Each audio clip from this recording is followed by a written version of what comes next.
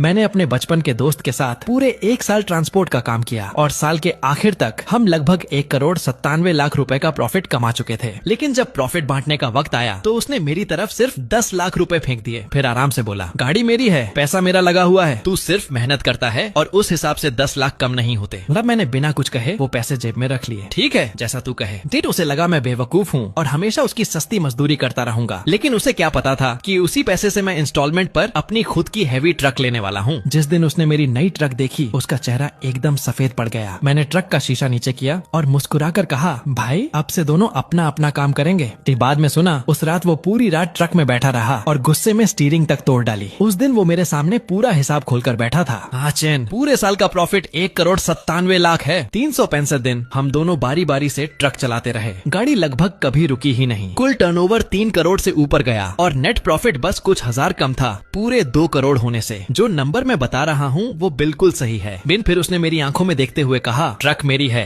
पैसा मेरे बाप ने लगाया था, कॉन्टेक्ट भी मैंने बनाए, तू बस मेहनत करता है। चिल वो हंसते हुए बोला, ऐसे मत देख, बाहर किसी ड्राइवर को रखता तो महीने का 1 लाख देकर काम हो जाता, ऊपर से खाना रहना और इंश्योरेंस भी देना पड़ता। ये 10 लाख तो तू साफ प्रॉफिट में ले रहा है, कम नहीं है। लेकिन मैं जानता था कि सच क्या है। मैंने हर खर्चा खुद लिखा था। तेल का पैसा, टोल टैक्स, फाइन्स सब मेरे हाथ से गया था। वो टूटी फूटी ट्रक सिर्फ इस 1 साल में मैंने 3 लाख से ज्यादा लगाकर ठीक करवाई थी। मैंने उसकी तरफ देखकर कहा, हाँ ट्रक तुम्हारी है, पैसा तुम्हारा लगा है, कॉन्टैक्ट्स भी तुम्हारे हैं, नहीं तो क्लाइंट्स मुझे क्यों पहचानते। कि वो तुरंत बोला, तो फिर सही है ना, तू 10 लाख ले और मैं 1,87,00,000, बिल्कुल फेयर। मुन में हल्का सा हंस पड़ा। हाँ सही कह रहा है, ट्रक उसकी थी, पैसा उसका था, लेकिन उस 1,87,00,000 में कितना पैसा ऐसा था जो मैंने अपनी जान जोखिम में डालकर कमाया था, उसका हिसाब उसने कभी नहीं लगाया। मैंने पैसे जेब में डाले और वहाँ से निकल गया। पीछे से वो बोला, आचैन ज्यादा मत सोच, मैं भी मजबूर हूँ। श्री फिर हंसते हुए बोला, वैसे नए साल की शुभकामनाएं। छठे दिन साउथ जाने का बड़ा ऑर्डर मिला है, जल्दी निकलेंगे। डी मैंने सिर्फ इतना कहा, ठीक है। नी उस रात मैं घर भी नहीं गया। जेब में 10 लाख थे, लेकिन मुझे डर लग रहा था कि माँ पूछेगी इस साल कितना कमाया और कैसे बांटा गया। मैं जवाब नहीं दे पाता। पूरे साल की जान तोड़ मेहनत के बाद मेरे हिस्से में रोज के हिसाब से सिर्फ 27,000 रुपए आए थे। मुझे उसकी पुरानी बातें याद आने लगी। आचन हम भाई हैं, प्रॉफिट हमेशा आधा आधा बांटेंगे, मेरे पास जो होगा उसमें तेरा हिस्सा जरूर होगा। लेकिन साल खत्म होते होते वही आदमी कह रहा था, तू बस मेहनत करता है। फिर मैं देर तक उस नंबर को घूरता रहा। यही थी मेरी 1 साल की कीमत। तभी मेरे दिमाग में एक बात आई, वो हमेशा कहता है ट्रक उसकी है ना, तो ठीक है अब मैं अपनी खुद की ट्रक खरीदूंगा। मैंने तुरंत हैवी ट्रक सेंटर में फोन लगाया। हेलो सर, हम आपकी क्या मदद कर सकते हैं। सर मैंने सीधे पूछा, J7 560 हॉर्स पावर वाला मॉडल, मिनिमम डाउन पेमेंट कितना होगा। जी सामने से जवाब आया, सर अभी स्पेशल ऑफर चल रहा है, सिर्फ 10 लाख में ट्रक ले जा सकते हैं। फिर मैं कुछ सेकंड चुप रहा। सिर्फ 10 लाख? जी सर, अगर डॉक्यूमेंट्स क्लियर हुए तो 3 दिन में डिलीवरी भी मिल जाएगी। जी मैंने तुरंत पूछा, आपकी शोरूम कहाँ है। नॉर्थ ऑटो सिटी में। आप कल सुबह आ जाइए। बीच मैंने घड़ी देखी, रात के 10 बज चुके थे। फिर भी मैंने कहा कल सुबह 8 बजे मैं वहाँ पहुँच जाऊंगा। ये सामने वाला हंस पड़ा, ठीक है सर, मैं आपका इंतजार करूंगा। आपका सरनेम? गु। ठीक है गु भाई, कल मिलते हैं। घर पहुँचते ही पापा ने पूछा, इस साल कितना मिला। ले मैंने धीरे से कहा, 10 लाख।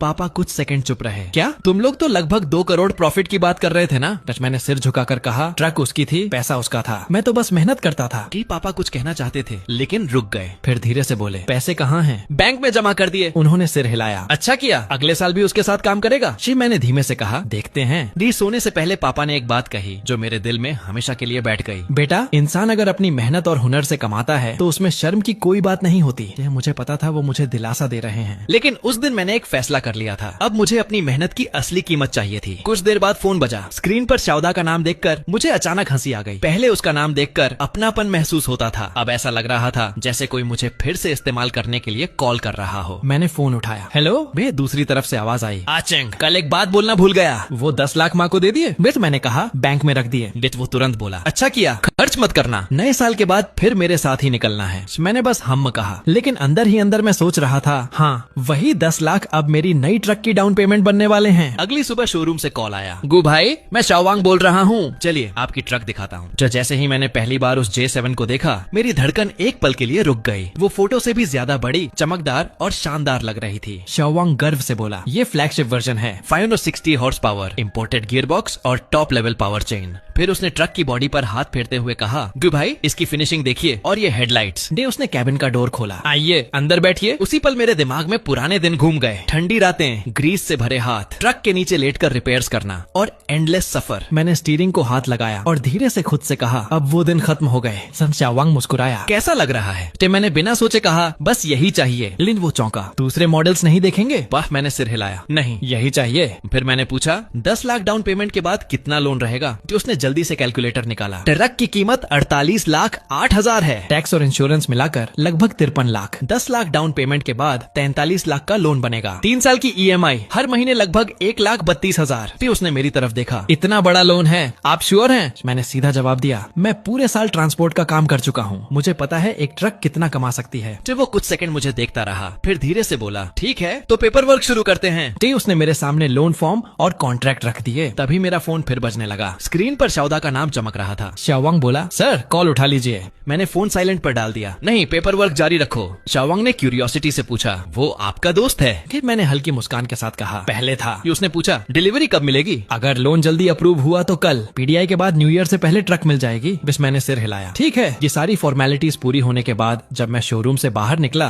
तब मुझे एहसास हुआ, ऐसा हुआ कि मेरे हाथ पसीने से भीग चुके थे। 40 लाख से ज्यादा का लोन, हर महीने भारी EMI, ये मेरी जिंदगी का सबसे बड़ा गैम्बल था। तभी घर से मैसेज आया, आक्वान दोपहर में घर आ जाना, मैंने तुम्हारी पसंद का सूप बनाया है। जो मैंने सिर्फ ठीक है लिख कर भेज दिया। थोड़ी देर बाद फिर कॉल आया, तुम्हारी आवाज इतनी अजीब क्यों लग रही है? मैंने खिड़की से बाहर देखते हुए कहा, कुछ नहीं, बाहर हवा बहुत तेज है। फिर माँ बोली, जल्दी आ जाना, तुम्हारे पापा भी इंतजार कर रहे हैं। ये मैंने धीरे से कहा, हम। उसी वक्त शाओदा का भी फोन आ गया। सुबह कॉल क्यों नहीं उठाया? आज रात मेरे घर खाना खाने आना, मेरे पापा ने खास बुलाया है। मैंने मना करना चाहा, लेकिन वो तुरंत बोला, ज्यादा मत सोच, शाम 6 बजे पहुंच जाना, मैंने सबको बता दिया है। शाम को निकलते वक्त शाओयू मेरे साथ थे। वो पूछने लगी, कुछ गिफ्ट ले चले? खाली हाथ जाना अच्छा नहीं लगेगा। मैंने हल्का सा हंसकर कहा, हम खाने पर जा रहे हैं, किसी से मांगने नहीं। लेकिन फिर भी उसने रास्ते से कुछ फ्रूट्स खरीद लिए। उसने मेरी तरफ देखा, तुम यही कपड़े पहनोगे? कुछ अच्छा पहन लो। मैंने सिर हिलाया, जरूरत नहीं। थोड़ी देर बाद हम शाओदा के घर पहुंच गए। दरवाजा खुलते ही अंदर से आवाज आई, अरे आ गए, जल्दी अंदर आओ। शाओदा की माँ मुस्कुराते हुए बोली, आओ आओ बैठो, आते हुए इतनी चीजें क्यों ले आए? फिर उन्होंने अपनी होने वाली बहू की तरफ देखकर कहा, लिली ये वही गुचेन है जिसके बारे में शाओदा हमेशा बात करता है, मेरे बेटे के साथ ट्रक चलाता है। शाओदा के पिता हंसते हुए बोले, अरे सिंधी जी आइए बैठिए, आपका लड़का इस साल शाओदा के साथ बहुत मेहनत कर रहा था। मेरे पापा ने मुस्कुराकर कहा, अरे ये तो इसका काम है। तभी शाओदा ने जोर से कहा, चलो सब लोग ग्लास भर लो। ये फिर मेरी तरफ देखकर बोला, क्वान इस साल तूने अच्छा काम किया, मेरे बिना तो मैं अकेला संभाल ही नहीं पाता। सब लोग हंसने लगे। किसी ने कहा, ये लड़का बचपन से सीधा और मेहनती है, शाओदाई के साथ रहेगा तो जिंदगी बन जाएगी। शाओदा ने शराब का ग्लास उठाया, अगले साल और मेहनत करेंगे, इस बार से भी ज्यादा कमाएंगे। क्वान तू भी कुछ बोल। मैंने कुछ सेकंड चुप रहकर कहा, इस साल दागे ने मेरा बहुत ध्यान रखा, ये ड्रिंक उनकी तरफ से नहीं। वो खुश होकर हंस पड़ा, देखा यही होता है भाईचारा। खाने के बाद वो मुझे बाहर छोड़ने आया। रास्ते में धीरे से बोला, छठे दिन सुबह जल्दी आ जाना, कोशिश करेंगे एक रात पहले ही ट्रक रेडी कर लें। फिर उसने अचानक कहा, और सुन घर पर सच मत बोलना। मैंने उसकी तरफ देखा, क्या मतलब? वो हंस पड़ा, 10 लाख वाली बात मत बताना, बोलना 20 लाख मिले हैं, बूढ़े लोग खुश हो जाएंगे। मैंने पूछा, झूठ क्यों बोलूं? वो बोला, अरे बेवकूफ, 10 लाख सुनकर इज्जत नहीं बनती, 20 बोल देगा तो अच्छा लगेगा, वैसे भी कौन चेक करेगा। मैं कुछ नहीं बोला। तभी शाओयू ने मेरा मफलर पकड़ा कर कहा, ठंड है ये पहन लो। ये रास्ते में उसने अचानक पूछा, अगर तुम अगले साल शाओदा के साथ काम न करो तो? मैंने उसकी तरफ देखा, तुम्हें क्या लगेगा? वो बिना सोचे बोली, तो मत करना। मैं थोड़ा हैरान हुआ, तुम वजह नहीं पूछोगी? शाओयू मुस्कुराई, तुम जो भी फैसला लोगे मैं सपोर्ट करूंगी। उस रात घर लौटते वक्त मेरे फोन पर शोरूम मैनेजर का कॉल आया, गु भाई एक बार फाइनल कंफर्म कर देता हूँ, 43 लाख का लोन, 36 महीने की EMI, हर महीने 1,32,207 रुपए फाइनल है। फिर मैंने बिना हिचकिचाए कहा, हाँ। वो कॉन्ट्रैक्ट पढ़ने लगा, अगर EMI लेट हुई तो पेनल्टी लगेगी। तभी मेरा दूसरा फोन लगातार बजने लगा। मैनेजर बोला, सर पहले कॉल उठा लीजिए। मैंने फोन की तरफ देखा, शाओदा का नाम चमक रहा था। मैंने सीधे कहा, नहीं आगे पढ़ो। दूसरी तरफ शाओदा अपने दोस्तों के साथ बैठा मेरी बुराई कर रहा था। एक ड्राइवर के लिए मैं इतना टेंशन ले रहा हूँ और वो फोन तक नहीं उठा रहा। उसका दोस्त हंस पड़ा, तू भी ना, आखिर वो सिर्फ ट्रक चलाने वाला ही तो है। दूसरा बोला, कल तेरे घर उसकी गर्लफ्रेंड को देखा था, कपड़े देखे उसके, साफ लग रहा था सस्ते मार्केट से खरीदे हैं। ये शाओदा ने हंसकर बात टाल दी, छोड़ना। फिर उसका दोस्त बोला, वैसे अगले साल इतनी अर्निंग होगी तो हमें भी विदेश घुमा देना। शाओदा हंसते हुए बोला, अरे वो प्रॉफिट है, पूरा पैसा मेरे हाथ में थोड़ी आता है। मैं उधर शोरूम मैनेजर पेपर वर्क पूरा करके बोला, अब बस बैंक अप्रूवल बाकी है, शायद कल शाम तक रिजल्ट आ जाएगा। फिर उसने धीरे से पूछा, गु भाई एक बात पूछूं, वो कॉल आपके बॉस का था? मैंने उसकी तरफ देखा, वो बोला, मेरा गलत मतलब नहीं है, लेकिन मैं काफी लोगों को देख चुका हूँ, आपकी सिचुएशन मैं समझ सकता हूँ। शिव मैं कुछ सेकंड चुप रहा, फिर मुस्कुराकर कहा, अभी वो मेरा बॉस है, नए साल के बाद नहीं रहेगा। उसी वक्त मेरा फोन फिर बजा, इस बार शाउदा था। मैंने उठाया, क्या हुआ? फिर उसने कहा, कुछ नहीं, बस याद दिलाना था, छठे दिन सुबह 5 बजे मेरे घर पहुँच जाना, ट्रक तैयार करनी है। और फिर बोला, और साउथ वाला क्लाइंट बहुत प्रेशर डाल रहा है, सुबह जल्दी निकलना पड़ेगा ताकि 8 तारीख की रात तक डिलीवरी हो जाए। मैंने सिर्फ इतना कहा, ठीक है। दी कॉल खत्म होने के बाद शोरूम मैनेजर ने पूछा, तो क्या छठे दिन भी आप ट्रक लेने आ पाएंगे? मैंने मुस्कुराकर कहा, ट्रक तो न्यू ईयर से पहले ही ले जाऊंगा, छठे दिन तक मेरे पास अपनी खुद की ट्रक होगी। फिर वो थोड़ा चौंका, फिर भी जाएंगे? देर मैंने खिड़की से बाहर देखते हुए कहा, हाँ आखिर विदाई तो देनी पड़ेगी। नहीं, थोड़ी देर बाद शाओयू का कॉल आया, अचेन कहाँ हो? मैंने जवाब दिया, कुछ काम था, शाम तक घर आ जाऊंगा। वो बोली, मेरी माँ ने रात के खाने पर बुलाया है। तो मैंने ठीक है कहा। फिर वो थोड़ी देर चुप रही और धीरे से बोली, अभी जीबोदा का कॉल आया था। ये मैंने पूछा, क्या कह रहा था? पूछ रहा था तुमसे बात हुई या नहीं। मैंने कहा, तुम्हारा फोन बंद था। फिर उसने कहा, छठे दिन जल्दी पहुँच जाना, इस बार का ऑर्डर बहुत बड़ा है। मैंने पूछा, तुमने क्या कहा? शाओयू बोली, मैंने कहा मैं तुम्हें बता दूंगी। फिर कुछ सेकंड चुप रहकर उसने पूछा, चैन क्या तुम मुझसे कुछ छुपा रहे हो? मैंने गहरी सांस ली, न्यू ईयर निकल जाने दो, फिर सब बता दूंगा। कि वो धीरे से बोली, ठीक है मैं इंतजार करूंगी। उसी रात शाउदा का एक और वॉइस मैसेज आया, अचन मैंने सोचा है साउथ वाली ट्रिप खत्म होते ही एक शॉर्ट रूट और पकड़ लेंगे, ट्रक को जल्दी सर्विस करवा लेना, और हाँ अगर वो 10 लाख अभी तक पड़े हैं तो थोड़े दिन के लिए मुझे दे देना, मुझे थोड़ा कैश फ्लो मैनेज करना है, बाद में लौटा दूंगा। ये वॉइस मैसेज खत्म होते ही मैं कुछ सेकंड तक चुप बैठा रहा। अगर वो पैसे उसे दे देता तो पूरे साल का इंटरेस्ट मुश्किल से 1 लाख बनता, जबकि उसकी टूटी ट्रक पर सिर्फ इस साल मैंने 3 लाख से ज्यादा खर्च किए थे। अगले दिन शाओयू की माँ ने मुझे खाने पर बुलाया। अंदर जाते ही उन्होंने कहा, तुम्हारी नौकरी की बात घर में मत खुलने देना। फिर मैंने सिर हिलाया। फिर वो अचानक मेरी तरफ देखने लगी, तुम्हारा चेहरा इतना उतारा हुआ क्यों है? रात को सोए नहीं? मैंने कहा, सोया था। शाओयू तुरंत बोल पड़ी, झूठ बोल रहे हो? कि तभी उसकी माँ ने मुस्कुराकर पूछा, तो आचेन इस साल शाउदा के साथ काम कैसा रहा? मैंने धीरे से कहा, अच्छा था आंटी, कमाई कितनी हुई? शाओयू तुरंत बोली, माँ। लेकिन आंटी हंस पड़ी, अरे पूछने में क्या बुराई है? मैंने शांत आवाज में कहा, 10 लाख। वो चौंक गई, क्या? लेकिन सुना था। तभी किचन से जलने की स्मेल आई और वो अचानक उठ गई। अरे मेरी फिश जल गई। माहौल ऑकवर्ड हो गया। शाओयू धीरे से बोली, उनकी बात दिल पर मत लेना, माँ ऐसी ही हैं। मैंने हल्का सा मुस्कुराकर कहा, कोई बात नहीं। तभी वो मेरी आंखों में देखते हुए बोली, चैन लोग कुछ भी कहें लेकिन मुझे तुम पर भरोसा है। मिस मैंने उसकी तरफ देखा, क्यों? ये शाओयू हल्का सा मुस्कुराई, क्योंकि तुम उन लोगों में से नहीं हो जो हमेशा दूसरों से दबकर जीते हैं, तुम बस बहुत ज्यादा सह लेते हो। तभी अंदर से उसकी माँ की आवाज आई, शाओयू अंदर आकर खाना उठाओ। वो उठते हुए मेरी तरफ मुड़ी। चैन अगर सहना हद से ज्यादा हो जाए तो फिर सहना बंद कर देना चाहिए। उस रात उसके शब्द मेरे दिमाग में बार बार घूमते रहे। अगले दिन घर पहुंचा तो माँ पापा दोनों चुपचाप बैठे थे, जैसे किसी फैसले का इंतजार कर रहे हो। पापा ने ड्रॉर से एक पुराना एनवलप निकाला और मेरी तरफ बढ़ा दिया, ये 5 लाख रखो। मैं चौंक गया, ये किस लिए? माँ बोली, तुम्हारे पापा चाहते हैं कि अगले साल जीबोदा के साथ काम मत करो, खुद की ट्रक लेकर अपना काम शुरू करो। मैं कुछ सेकंड तक एनवलप को देखता रहा। पापा धीरे से बोले, आज लॉजिस्टिक्स पार्क गया था, वहाँ लोगों से सुना सबसे ज्यादा मेहनत तुमने की और सबसे कम हिस्सा तुम्हें मिला। मैंने नजरें झुका ली। किसने कहा आपसे? पापा ने हाथ हिलाया, ये मत पूछो, ये पैसे हमने सालों से बचा कर रखे थे तुम्हारी शादी के लिए, लेकिन अब लगता है तुम्हें इसकी ज्यादा जरूरत है। मैंने तुरंत एनवलप वापस करने की कोशिश की। पापा मैं ये नहीं ले सकता। उन्होंने मेरा हाथ पकड़ लिया, दे नहीं रहा, उधार दे रहा हूँ। ये उनकी आवाज भारी हो गई, बेटा जिंदगी में तुम्हारे लिए ज्यादा कुछ नहीं कर पाया, लेकिन ये 5 लाख एक बाप की तरफ से छोटा सा सहारा है। अगर अभी भी मुझे अपना बाप मानता है तो रख ले। मेरी आंखें भर आईं। ये पापा ये पैसे मैं आपको 10 गुना लौटाऊंगा। वो हल्का सा हंस पड़े, 10 गुना नहीं, बस इतना कि तू अपने पैरों पर खड़ा हो जाए। फिर माँ ने घबरा कर पूछा, चेंग तुम सच में खुद का काम शुरू करना चाहते हो? ट्रक बहुत महंगी आती है। फिर मैंने धीरे से कहा, ट्रक का इंतजाम हो चुका है। मैं दोनों एक साथ मेरी तरफ देखने लगे। क्या मतलब? मैंने गहरी सांस ली। आज शोरूम जाकर बुकिंग कराया हूँ। माँ हैरान रह गई, इतने पैसे कहाँ से आए? जीबोदा ने जो 10 लाख दिए थे वही डाउन पेमेंट में लगा दिए। भी कुछ सेकंड तक कमरे में सन्नाटा रहा। फिर पापा के चेहरे पर हल्की मुस्कान आई। अच्छा है, मेरा बेटा आखिर अपने लिए सोचना सीख गया। उस पल मुझे पहली बार एहसास हुआ कि पापा बूढ़े हो चुके हैं। उनकी पीठ पहले से थोड़ी झुक गई थी, लेकिन कंधे अब भी सीधे थे। अगले दिन सुबह बहुत जल्दी मेरी आंख खुल गई। बाहर आया तो देखा पापा पहले से तैयार बैठे थे। मैंने हैरानी से पूछा, इतनी सुबह? तो वो बोले, तुम्हारा इंतजार कर रहा था। मैं कुछ कहना चाहता था, लेकिन उन्होंने हाथ उठाकर रोक दिया। कुछ मत बोल, बस एक बात याद रखना, चाहे कैसी भी गाड़ी चलाओ, सेफ्टी सबसे पहले। फिर उन्होंने जेब से एक छोटा सा लाल पैकेट निकाला। ये रखो। मैंने कहा, पापा आपने कल ही काट दिया था। कि वो मुस्कुराए, वो उधार था, ये नए साल का शगुन है। नई ट्रक लेने जा रहे हो, खाली हाथ नहीं जाते। ये पैकेट बहुत हल्का था, लेकिन उसे हाथ में पकड़ते ही मुझे वो 10 लाख से ज्यादा भारी लगा। मैं चुपचाप निकल गया। रास्ते में एक टैक्सी ड्राइवर मिला। उसने पूछा, इतनी सुबह ऑटो सिटी, नई गाड़ी लेने जा रहे हो क्या? मैंने सिर हिलाया। ट्रक लेने? श्री वो हंस पड़ा। नया साल, नई गाड़ी, अच्छा शगुन है। कौन सी? J7। ये उसने तुरंत कहा। अच्छी ट्रक है, खुद चलाओगे या किसी के लिए? फिर मैंने खिड़की से बाहर देखते हुए कहा, अब से अपने लिए। श्री ड्राइवर कुछ सेकंड चुप रहा, फिर बोला, अच्छा है, मैं 20 साल से दूसरों की टैक्सी चला रहा हूँ। पूरी जिंदगी निकल गई। मैं हल्का सा मुस्कुराया। मैं भी लगभग उसी रास्ते पर था। पूरी जिंदगी किसी और की ट्रक चलाता और बदले में 10 लाख पाकर एहसान मानता। चिंग शोरूम पहुंचा तो शाओवांग अभी शटर खोल ही रहा था। मुझे देखकर हंस पड़ा। गु भाई, आप तो बहुत जल्दी आ गए। मैं अभी ओपन ही कर रहा था। मैंने सीधा कहा, नींद नहीं आ रही थी। वे वो समझते हुए मुस्कुराया। चलो,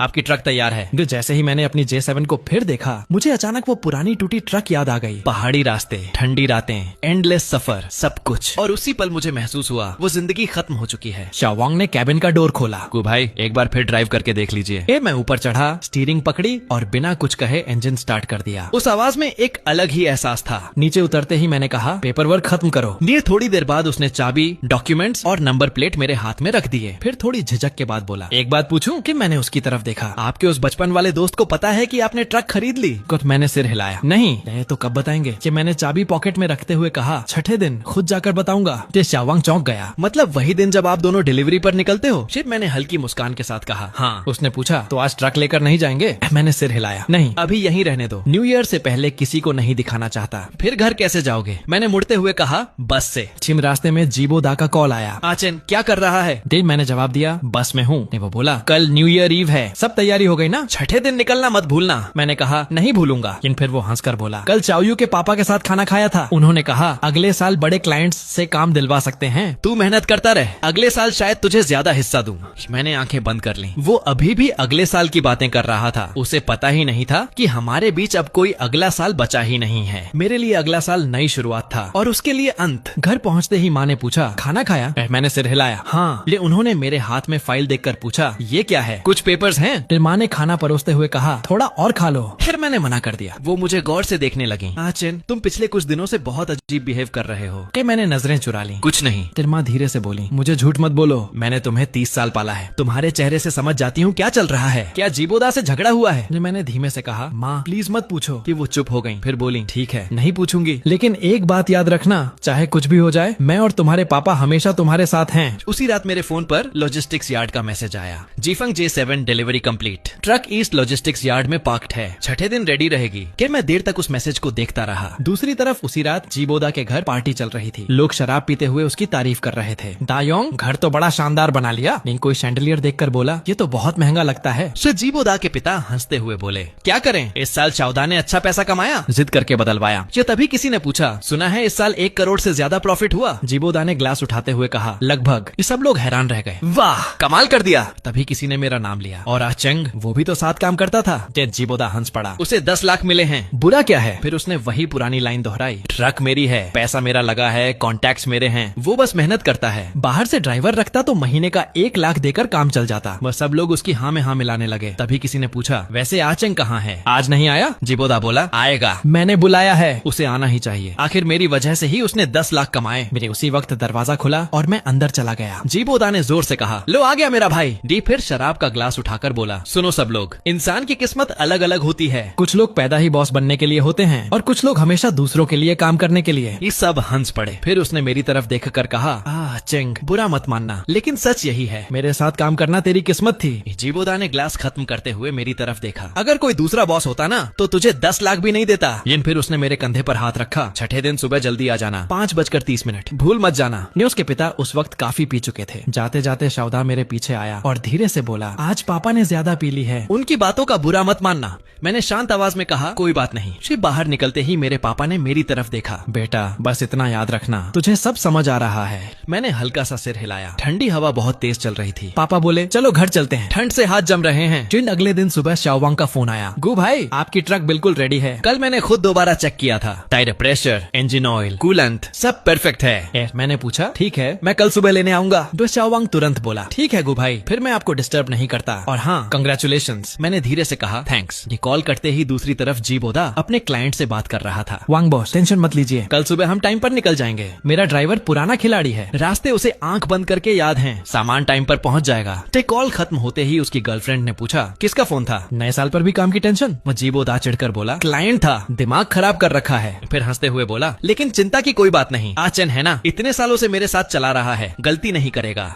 उसी रात मेरे पापा अचानक मेरे कमरे में आए। उनका चेहरा पहले से ज्यादा गंभीर था। मैंने पूरी रात सोच लिया है कल मैं भी तुम्हारे साथ चलूंगा। मैंने तुरंत कहा पापा इसकी जरूरत नहीं है, पर लेकिन वो मेरी बात काटते हुए बोले जरूरत है। लेकिन फिर धीमे लेकिन भारी आवाज में बोले अगर जीबोदा गुस्से में कुछ उल्टा सीधा कर बैठा तो तू ट्रक में रहेगा, मैं नीचे खड़ा रहूंगा। मैंने उन्हें समझाने की कोशिश की, वो ऐसा कुछ नहीं करेगा। पापा गुस्से में बोले मैंने दुनिया देखी है, पैसा इंसान को पागल बना देता है। अगर उसने हाथ उठाया ना तो मैं अपनी जान लगा दूंगा, लेकिन तुझे कुछ नहीं होने दूंगा। मैं कुछ सेकंड चुप रहा, फिर धीरे से बोला ठीक है। पापा ने तुरंत पूछा कितने बजे निकलना है? सुबह 5:30। वो बोले मैं 5:20 पर नीचे इंतजार करूंगा। उसी वक्त दूसरी तरफ जीबोदा अभी भी अपने दोस्तों के साथ बैठा शराब पी रहा था। किसी ने कॉन्ट्रैक्ट की बात छेड़ी, अगर डिलीवरी में प्रॉब्लम हुई तो जीबोदा हंस पड़ा। कॉन्ट्रैक्ट में बस 3 गुना पेनल्टी है, ज्यादा से ज्यादा 2,60,00,000 देने पड़ेंगे। इन सब लोग हंस पड़े। लेकिन होगा क्या, इतने सालों से काम कर रहे हो, कभी इशू हुआ? न जीबोदा ने सिगरेट सुलगाई। बस यही तो कह रहा हूँ, जब तक आयाचंद साथ है कोई टेंशन नहीं। उसकी गर्लफ्रेंड उसके पास आई और हंसते हुए बोली चलो अब छोड़ो काम की बातें। जीबोदा ने उसे अपनी तरफ खींचा, आओ एक किस तो दो।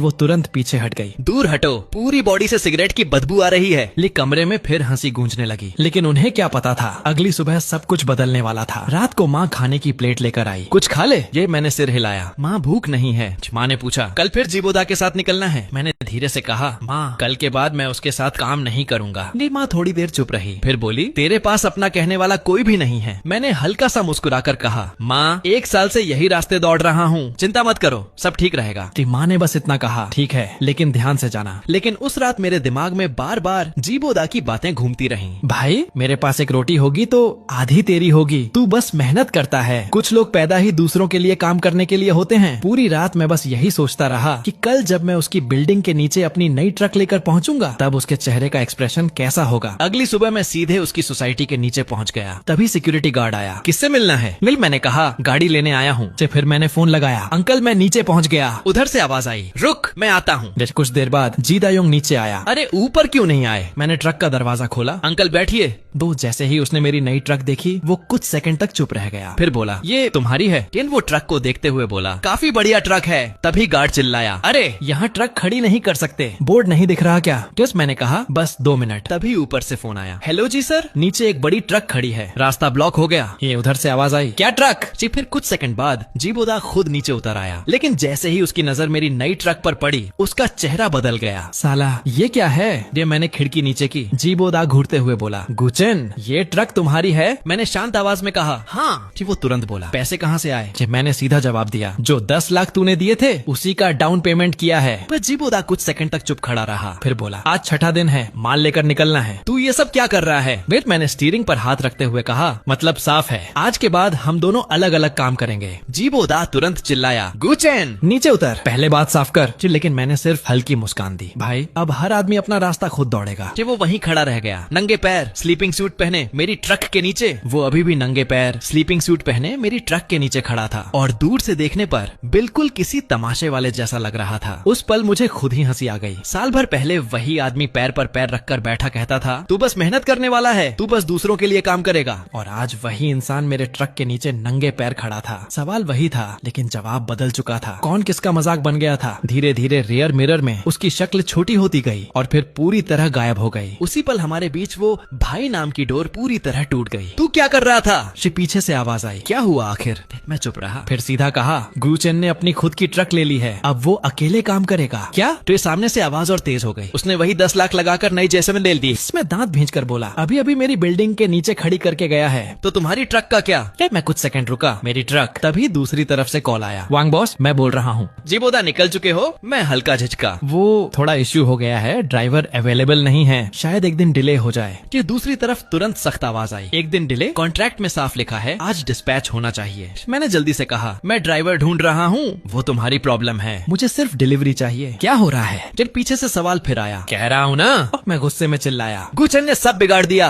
ये आदमी, मैंने दांत भींच लिए, उसने खुद को अलग कर लिया है। ये किसी ने गुस्से में कहा, ये बोदा तुम मुझसे इस तरह क्यों बात कर रहे हो? चुप। ठीक है ये बोदा, लेकिन मैं साफ कह रहा हूँ अगर ये काम नहीं हुआ तो समझ लेना हमारा रिश्ता खत्म। उधर दूसरी तरफ छोटा दा, निकलना है क्या? पापा क्या हुआ? गुचेन ने काम छोड़ दिया। क्या? ये उसने अपनी खुद की ट्रक खरीद ली है, अब अकेले काम करेगा। तो साउथ वाली डिलीवरी मैं दूसरा ड्राइवर ढूंढ लूंगा, आज ही निकलना है। तू ड्राइवर कहाँ से लाएगा? बेटे उस पुरानी ट्रक को गुचेन के अलावा कोई नहीं चलाता। पेनल्टी कितनी है? 2 करोड़ 60 लाख। क्या उधर आचन ओल्ड बॉय की आवाज आई। हाँ काम है। हाँ अंदर आकर बात कर। लेकिन कुछ देर बाद आचन अब तू अकेला काम कर रहा है तो सीधी बात करता हूँ, बोलो। यून प्रोविंस का एक लोड है, हेवी इक्विपमेंट जाना है, लेकिन रास्ता आसान नहीं है। 72 शार्प टर्न्स हैं और अभी घना कोहरा भी है, और जिन लोगों ने सालों से ये रास्ता चला है वो भी हाथ खड़े कर चुके थे। लेकिन अगर मैं इसे मना करता तो मेरे ट्रक की EMI कौन देगा? 10 लाख ने जो मौका दिया था उसे ऐसे ही छोड़ना मतलब खुद को खत्म करना था। मैंने सीधा कहा मैं लेता हूँ। सामने वाला थोड़ा रुका। एक बार फिर सोच ले। क्या मैंने सिर हिलाया? नहीं। कि वो धीरे से बोला, मैंने ये तुझसे यूं ही नहीं कहा। मैंने उसकी तरफ देखा। क्यों? ये उसने कहा क्योंकि ये वही जॉब है जो पहले जीबो दा लेना चाहता था। उसने इस डील पर आधा महीना लगाया था, लेकिन ओनर ने रिजेक्ट कर दिया। क्यों? क्योंकि उसकी ट्रक को उन्होंने रिस्की माना। कहा कि रोड मुश्किल है, गाड़ी मजबूत होनी चाहिए, ड्राइवर स्किल्ड होना चाहिए, प्राइस कम नहीं सेफ्टी चाहिए। मैंने शांत आवाज में कहा तो प्रॉब्लम क्या है? कि वो बोला स्किल तेरे पास है और अब ट्रक भी तेरे पास है। कि मैंने कहा तो फिर इश्यू नहीं है, बट कब निकलना है? आज ही। नहीं, उसने हल्की सांस ली। अगर ये ट्रिप सफल हो गई तो तू इस पूरे सर्कल में सेट हो जाएगा। कि तभी पीछे से आवाज आई, आचन।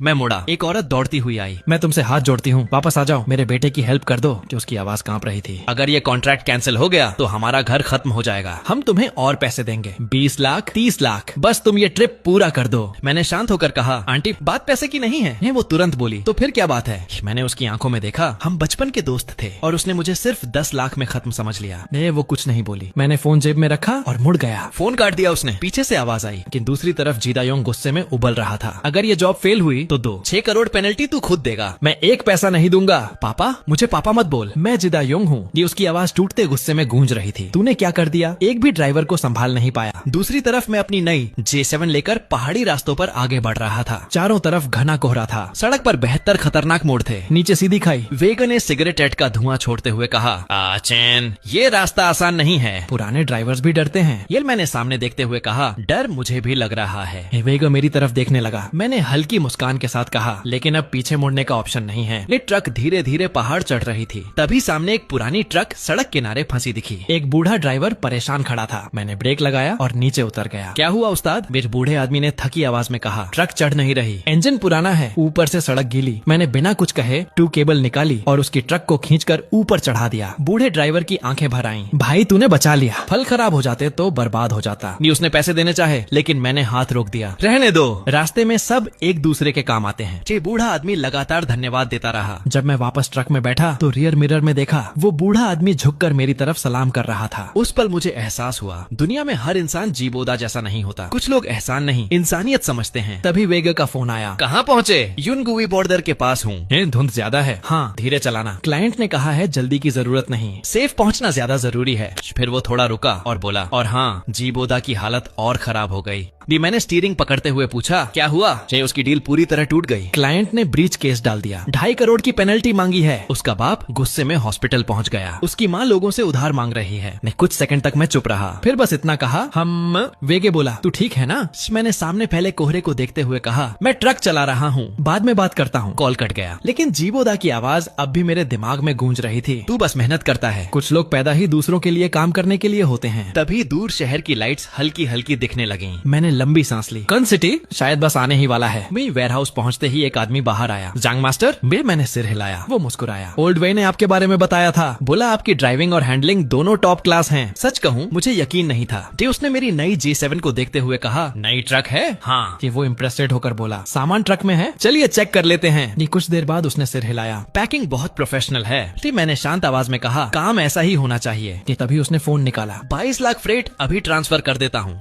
मैं थोड़ा रुका। अभी? वो हंस पड़ा। क्या हुआ? डर है मैं पैसे नहीं दूंगा। कर मैंने सिर हिलाया। नहीं, बस इतनी जल्दी उम्मीद नहीं थी। आदमी मुस्कुराया। ओल्ड वे जिस आदमी की गारंटी दे उस पर शक नहीं करता। ऊपर से तुम्हारी ट्रक और तुम्हारी स्किल दोनों शानदार हैं। आगे भी काम मिलेगा। कुछ सेकंड बाद मेरे फोन पर पेमेंट नोटिफिकेशन आया, लेकिन अमाउंट देखकर मैं रुक गया। उसने कहा, ये तुम्हारी मेहनत के पैसे हैं। वो 97 मिलियन नहीं थे, लेकिन फर्क ये था कि ये पूरी तरह मेरे थे। किसी का एहसान नहीं, किसी की बेइज्जती नहीं। उधर जीबोदा अपनी पुरानी ट्रक बेचने गया तो बायर ने साफ कहा, तुम्हारी ट्रक का चासी डैमेज्ड है। गियर बॉक्स खराब है, पूरी एक्सीडेंट रीबिल्ड ट्रक है, 3,000 भी ज्यादा हैं। जी बोडा गुस्से में बोला, मैंने इसे 2,000 में खरीदा था। बायर हंस पड़ा, वो तुम्हारी प्रॉब्लम है, मार्केट वैल्यू यही है। फिर बायर जाने लगा तो जी बोडा घबरा गया। रुको ना, हम तो भाई हैं, पैसों की क्या बात। लेकिन बायर बोला, 30,000 चाहिए तो लो, वरना मैं जा रहा हूँ। और हाँ, अपनी ट्रक की कीज तैयार रखना, बाद में टो ट्रक भेज दूंगा। तभी किसी ने मुझसे पूछा, रिटर्न लोड मिला क्या? मैंने कहा, अभी नहीं। उसने कहा, मेरे जानने वाले फ्रूट होलसेलर को ट्रक चाहिए, तुम्हारी तरफ माल भेजना है। मैंने तुरंत हाँ कर दी। मैंने तुरंत घर फोन किया। माँ, मैं पहुँच गया, माल अनलोड हो गया। माँ ने पूछा, थक गए होंगे, खाना खाया? मैंने हंसकर कहा, माँ, मैंने इस एक ट्रिप में 300,000 कमा लिए। माँ रोने लगी। मैंने कहा, पापा से कहना चिंता मत करें, मैं बिल्कुल ठीक हूँ, ट्रक भी बढ़िया चल रही है। तभी दूसरी तरफ पापा खुशी से बोले, मेरा बेटा मुझसे आगे निकल गया।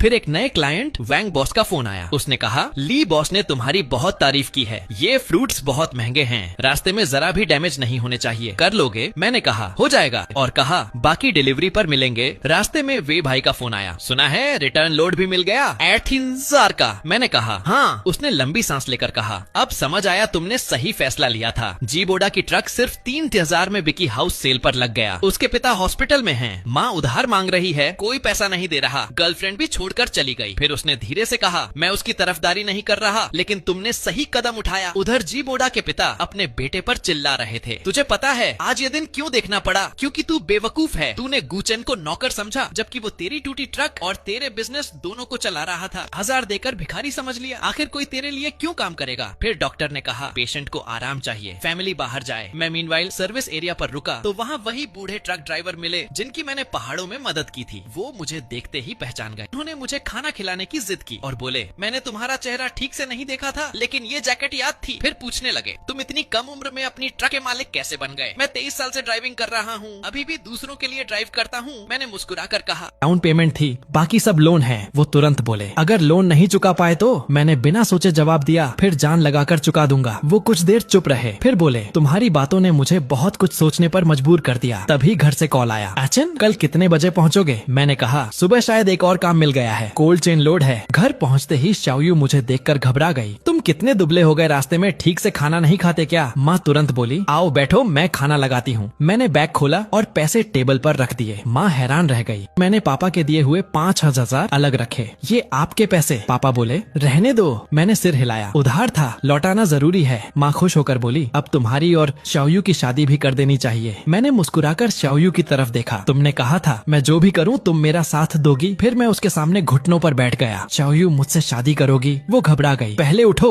मैंने कहा। जब तक हाँ नहीं बोलोगी नहीं उठूंगा। वो रोते हुए हंस पड़ी। ठीक है, मैं शादी करूंगी। माँ तुरंत बोली, और खाना खाओ, बाहर का खाना खाकर हालत खराब हो गई है। मैंने कहा, माँ अब सच में नहीं खाया जा रहा। माँ बोली, चुपचाप खाओ, बचपन में 3 कटोरी चावल खा जाते थे। शाओयू हंस पड़ी। आंटी अब सच में इनसे नहीं खाया जाएगा। माँ मुस्कुराई, तो तुम ज्यादा खाओ, अब तुम भी इस घर की बेटी हो। शाओयू ने शर्माते हुए कहा, थैंक यू आंटी। तभी पापा ने गिलास उठाया। आ बेटा, मेरे साथ एक ड्रिंक पी। फिर मेरी तरफ देखकर बोले, बेटा तेरे बाप ने जिंदगी में कुछ बड़ा नहीं किया ना, तेरे लिए पैसा जोड़ पाया, लेकिन तू मुझसे ज्यादा मजबूत निकला। मैं कुछ बोलता उससे पहले वो फिर बोले, तू इसलिए मजबूत है क्योंकि तू रिस्क लेने से नहीं डरता, तू लड़ सकता है, खुद के लिए मेहनत कर सकता है। ड्रिंक, पिता, मजबूत, जोखिम लेना, मेहनत करना। मैंने तुरंत कहा, पापा इस घर के मालिक हमेशा आप ही रहोगे। शाओयू मुस्कुराकर बोली, अचेन पता है तुम बाहर थे तब मैं रोज सोचती थी तुम मुझसे क्या छुपा रहे हो। अब समझ आया तुम जिंदगी बदलने निकले थे। फिर उसने मेरा हाथ पकड़ लिया। डर नहीं लगा? मैंने मुस्कुराकर कहा, नहीं, क्योंकि मुझे पता था मैं कर सकता हूँ। वो बोली, क्यों? मैंने जवाब दिया, क्योंकि मैं गूचेन हूँ। अगले दिन मैंने कहा, चलो कल मैरिज रजिस्ट्रेशन करा लेते हैं। वो हैरान रह गई, इतनी जल्दी? मैंने हंसकर कहा, जल्दी कैसी, 3 साल से इंतजार कर रहा हूँ। तभी दूसरी तरफ हॉस्पिटल में जी बोडा की माँ ने मुझे फोन किया, एचन प्लीज मदद कर दो, तुम्हारे अंकल हॉस्पिटल में हैं, घर बिक गया, ट्रक बिक गई। मैंने शांत आवाज में कहा, आंटी मैं मदद नहीं कर सकता। वो रोते हुए बोली, तुम इतने क्लाइंट्स जानते हो, जी बोडा को थोड़ा काम दिलवा दो। मैंने सीधा पूछा, उसके पास ट्रक है? वो चुप हो गई। ट्रक बिक गई? मैंने कहा, बिना ट्रक के ट्रांसपोर्टर बिजनेस कैसे करेगा? वो रोते हुए बोली, तो कुछ पैसे ही उधार दे दो, धीरे धीरे लौटा देंगे। मैं कुछ सेकंड चुप रहा, फिर धीरे से बोला, आंटी बचपन से साथ बड़े हुए, इसलिए उसने पूरे रिश्तेदारों के सामने मुझे अपना ड्राइवर कहा। बचपन से साथ बड़े हुए, इसलिए उसे लगा मैं जिंदगी भर उसका मजदूर बना रहूंगा। फिर मैंने आखिरी बार कहा, आंटी मेरे पास अब कहने को कुछ नहीं है, और कॉल काट दिया। उधर जी बोडा गुस्से में अपनी माँ पर चिल्ला उठा, आपने उसे फोन क्यों किया? मुझे उसकी मदद नहीं चाहिए।